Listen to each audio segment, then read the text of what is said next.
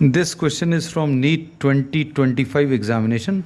The statement of the problem says a balloon is made of a material of surface tension S and its inflation outlet from where the gas is filled has small area A.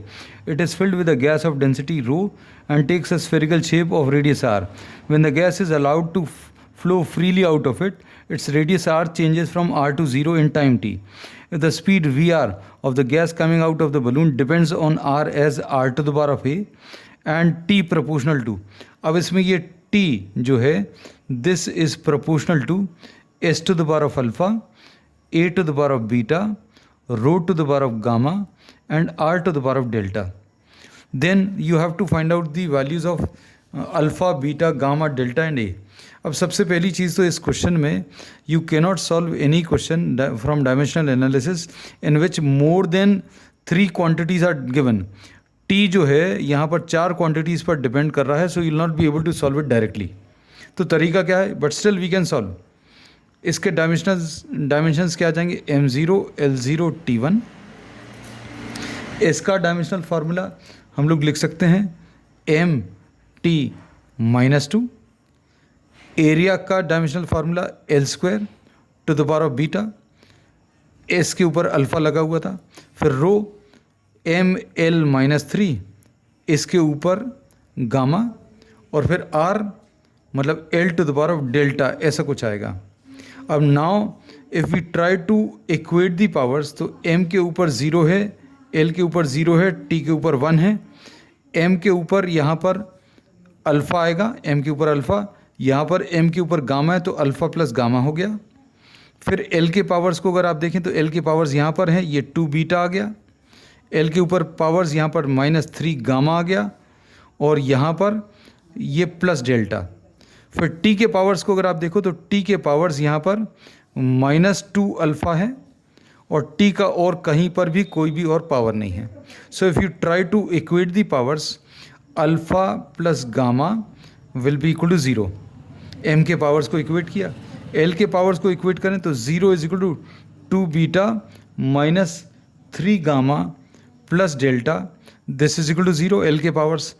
t के powers को अगर आप equate करो तो 1 is equal to -2 alpha, तो इससे alpha की value -1/2 मिल जाएगी. सिर्फ ये सॉल्व कर पाएंगे और इसको इसमें अगर सब्स्टिट्यूट करें तो गामा की वैल्यू -अल्फ़ा यानी गामा की वैल्यू माइनस ऑफ -1/2 यानी 1/2 आएगा. तो अल्फ़ा -1/2 कहाँ पर है, -1/2 यहाँ पर भी है और ये 4th ऑप्शन में भी है, बाकी सब में पॉजिटिव है. अब अल्फ़ा की value this is in the first option and in the 4th option. Gamma को अगर देखें तो gamma is 1/2 in the first and gamma is -1/2 in the first. So first option is the correct answer. First option है, लेकिन आपको बाकी भी check करने हो तो आप इन वैल्यूज़ को चेक कर सकते हैं. कैसे, अब फर्स्ट ऑप्शन अगर अभी हमने आंसर में बोला तो वैल्यूज़ इसमें सब्स्टिट्यूट करके देखो, क्या 2 बीटा -3 गामा प्लस डेल्टा ये 0 है, तो अब इसमें 2 बीटा की वैल्यू, बीटा फर्स्ट ऑप्शन में कितना -1 है, -3 गामा, गामा की वैल्यू कितनी है 1/2 है तो ये 3/2 आ जाएगा, प्लस डेल्टा, डेल्टा की वैल्यू कितनी 7/2 है. तो अब इसको चेक करके देखें तो -2 -3/2 एंड प्लस 7/2, तो ये कितना आ जाएगा -4 -3/2 एंड प्लस 7/2, तो ये -7/2 प्लस 7/2 मतलब 0 आ रहा है. So we say that the first option is correct because the values which are given for the unknowns which we are not able to find out, beta और delta, वो values इन equations को satisfy कर रही हैं.